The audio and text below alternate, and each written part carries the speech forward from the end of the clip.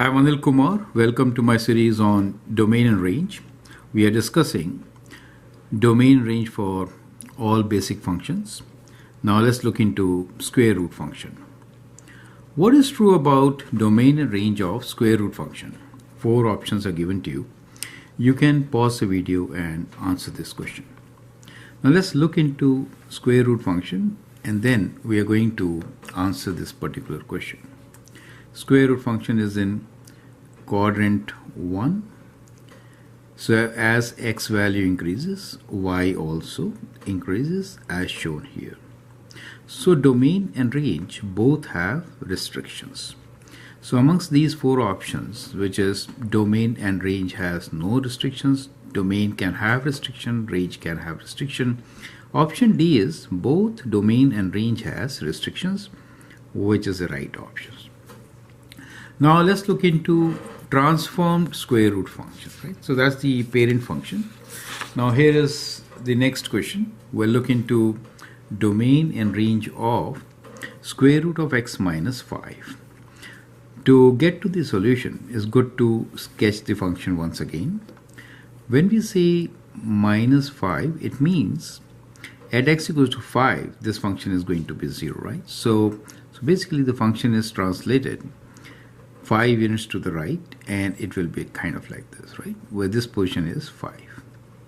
So we know domain is greater than equal to 5 and y is greater than equal to 0.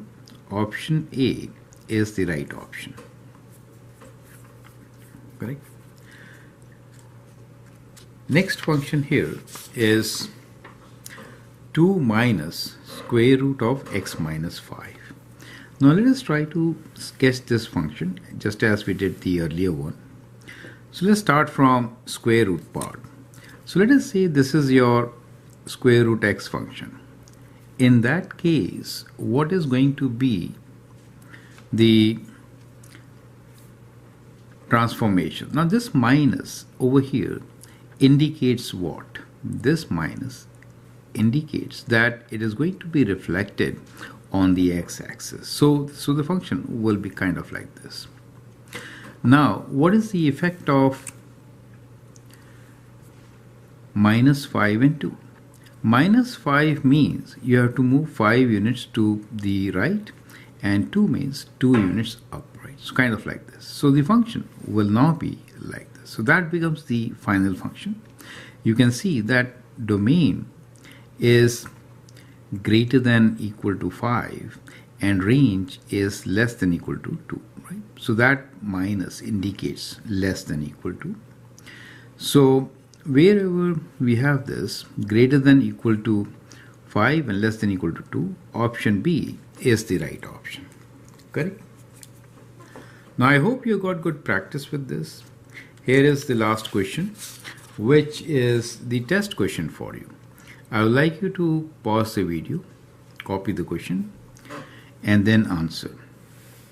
Here is my solution, right? So we'll again begin with square root function. Now, here I like you to note that whenever a function is given in this form, it's a good idea to factor.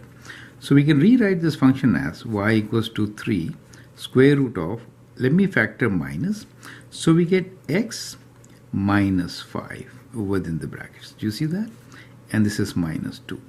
Now this minus 2 means you have to move 2 units down, stretch, and that means reflection on the y-axis, right?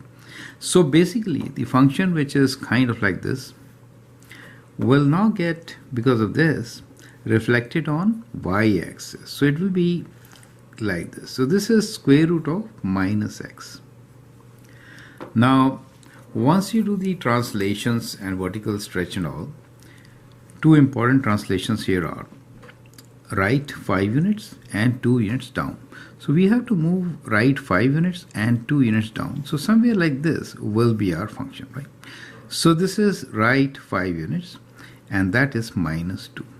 So that gives you the graph of final function, from where you can write domain and range. So the domain is on the left side of 5, that means less than equal to 5. And greater than or equals to minus 2 is the range. So option D is the right option. So I hope that helps you to understand how to get domain and range for square root function when it is transformed as shown in these few videos. Feel free to write your comments and share your views. If you like and subscribe to my videos, that'll be great. Thanks for watching and all the best.